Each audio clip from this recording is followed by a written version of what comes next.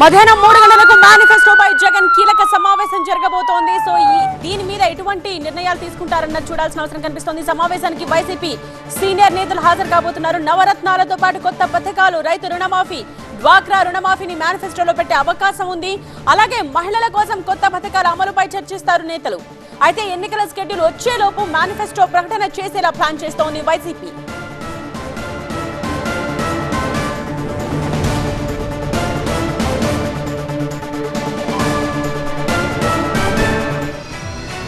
So ఇప్పుడు TDP జనసేనకు సంబంధించి ఎవరైతే అసంతృప్తి వ్యక్తం చేస్తున్నారో వారిపై ఫోకస్ చేస్తుంది వైసీపీ. సో వాటికి సంబంధించిన బ్రేకింగ్ న్యూస్ మేము చూపిస్తున్నాం.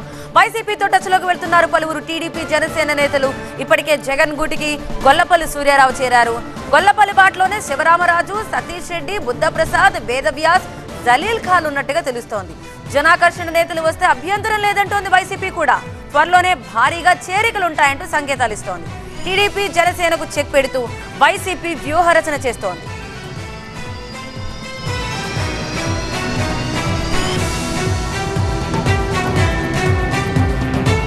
సో వీటికి సంబంధించి డీటెయిల్స్ అందించడానికి మా ప్రతినిధి వసంత్ ప్రస్తుతం లైవ్ లో సిద్ధంగా ఉన్నారు. రైట్ వసంత్, ఎవరైతే అసంతృప్తి ఉన్నారో పార్టీ చేరికలు వైసీపీ వైపు ఎక్కువగానే ఉంటాయన్న సంకేతాలు కూడా పంపిస్తోంది. సో డీటెయిల్స్ ఏంటి? సో జనసేన పార్టీ, తెలుగుదేశం పార్టీకి సంబంధించి అభ్యర్థుల ప్రకటన తర్వాత రెండు పార్టీలు ఉన్నటువంటి సీనియర్లు మొత్తం కూడా అసంతృప్తితో రగిలిపోతూ ఉన్నారు.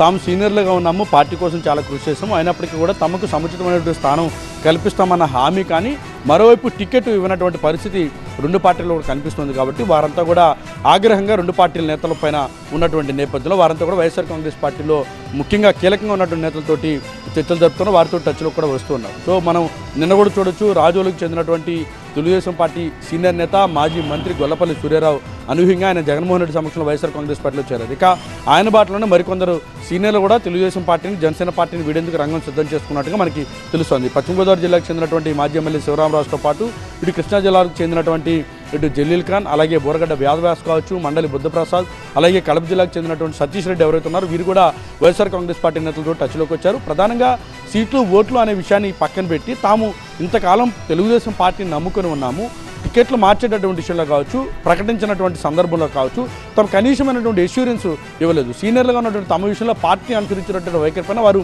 తీవ్ర ఆగ్రహంతో ఉన్నారు. అలానే వైఎస్ఆర్ కాంగ్రెస్ పార్టీలోకి వస్తే కనుక వారికి సంబంధించి సముచితమైనటువంటి స్థానం కల్పిస్తామని హామీ ఇస్తూనే ఎక్కడైతే వైఎస్ఆర్ కాంగ్రెస్ పార్టీ కొంత సీట్ల అభ్యర్థులకు సంబంధించి పోటీ చేసేటువంటి స్థానాల్లో లోటుపాట్లు కనిపిస్తున్నా వారిని అక్కడ రీప్లేస్ చేసేందుకు కూడా వైఎస్ఆర్ కాంగ్రెస్ పార్టీ ప్రస్తుతం చర్చలు జరుపుతోంది, సమాలోచనలు జరుపుతోంది. అందుకు సంబంధించి ఫీడ్బ్యాక్ కూడా నియోజకవర్గాల వారి నుంచి కూడా తీసుకుంటోంది. కానీ తెలుగుదేశం పార్టీ, జనసేన పార్టీకి సంబంధించి అభ్యర్థులు ప్రకటించినటువంటి వారిలో బీఫామ్ ఇచ్చే వరకు వారికి సంబంధించి పోటీ చేసేటటువంటి దానిపైన స్పష్టత లేనటువంటి నేపథ్యంలో ఇప్పుడు అభ్యర్థులుగా ఉన్నటువంటి వారు కూడా టచ్లో ఉన్నామని కూడా వైఎస్ఆర్ కాంగ్రెస్ పార్టీ చెప్తోంది. కొద్ది రోజుల క్రితం, అంటే సరిగ్గా 3 రోజుల క్రితం కూడా సజ్జల రామకృష్ణారెడ్డి వైఎస్ఆర్ కాంగ్రెస్ పార్టీలోకి వచ్చేందుకు చాలామంది నేతలు సిద్ధంగా ఉన్నారు. కానీ తాము వారిని అబ్జెక్ట్ చేస్తున్నాము, తాము నిర్ణయం తీసుకుంటే కనుక వారంతా కూడా పార్టీ మారేందుకు సిద్ధంగా ఉన్నారంటూ కూడా ఆయన కూడా ఒక కీలకమైనటువంటి వ్యాఖ్యలు చేశారు.